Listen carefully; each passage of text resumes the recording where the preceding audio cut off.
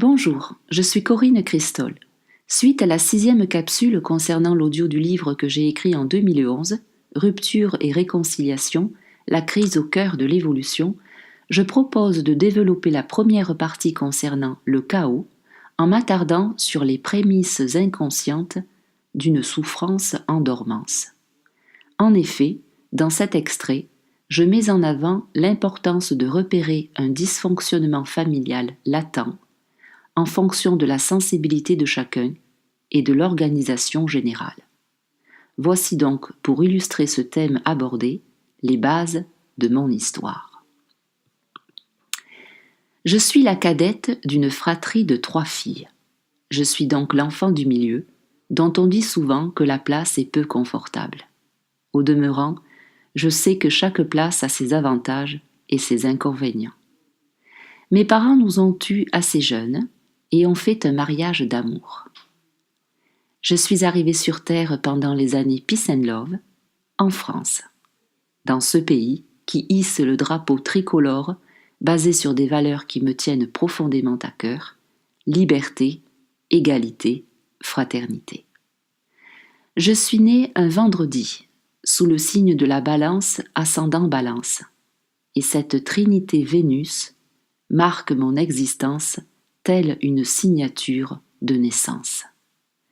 Tout en me distinguant, l'amour et la justice me caractérisent.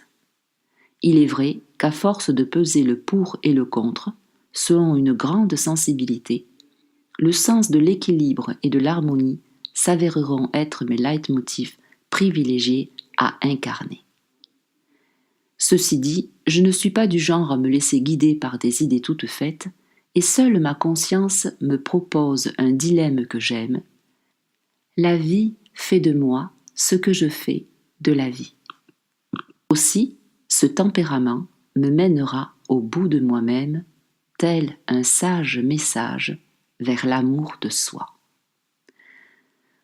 Pour en venir aux faits, malgré d'innombrables souvenirs heureux que je garde de mon enfance et qu'il me plaît de me remémorer, il n'en reste pas moins en toile de fond des états de tristesse et d'injustice qui persistent. Je constate que ce ressenti est sans cesse ravivé au fil des années, de façon passagère mais régulière.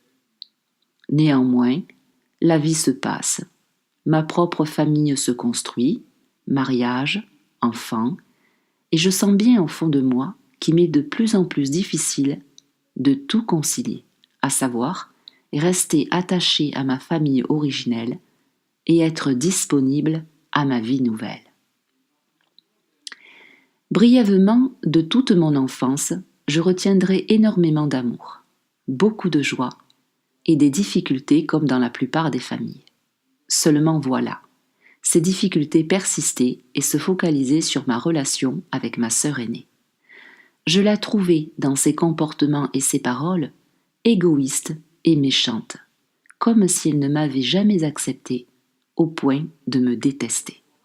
Bref, elle représentait mon cauchemar, et cela déteignait sur ma relation avec ma mère, que pourtant j'adorais.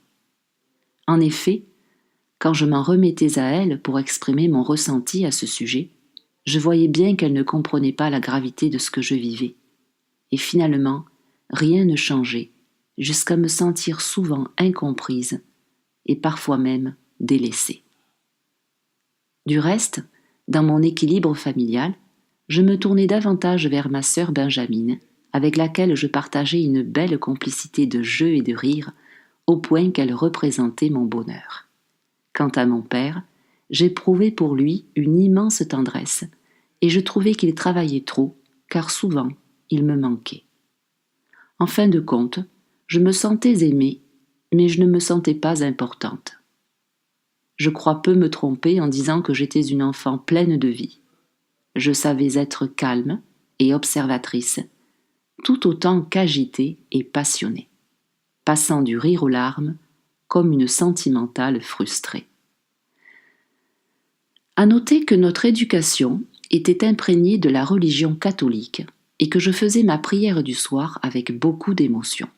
À chaque fois, je ressentais une profonde tristesse envers Jésus, qui est mort pour nos péchés, ainsi qu'une forte culpabilité. J'avais l'impression d'être à la fois un peu de lui et un peu de ces gens qui l'ont tant fait souffrir. Toute cette histoire était si lointaine et en même temps si proche de mon cœur. Bref, sensible au bien et au mal, j'essayais tant bien que mal de relativiser mes sentiments et d'honorer ma réalité où l'essentiel vibrait. J'aimais faire le clown et amuser la galerie, parce qu'en vérité, j'avais la joie de vivre au fond de moi, quoi qu'il en soit. En définitive, comme quelqu'un d'entier, je pleurais facilement, tout autant que je rigolais de bon cœur. Avant la période d'adolescence, je me rends compte que je n'ai mémorisé aucun événement privilégié avec ma grande sœur. Et cela me manque. Seul un sentiment d'angoisse me revient, comme si nous ne partagions rien ensemble et même pas nos parents, ou du moins, surtout pas ma mère. Oui, je crois qu'on se l'est toujours disputé. Je savais que ma mère nous aimait toutes les trois, mais je prends conscience que je lui soupçonnais une préférence envers ma sœur aînée, celle dont j'avais si peur, et cela me brimait.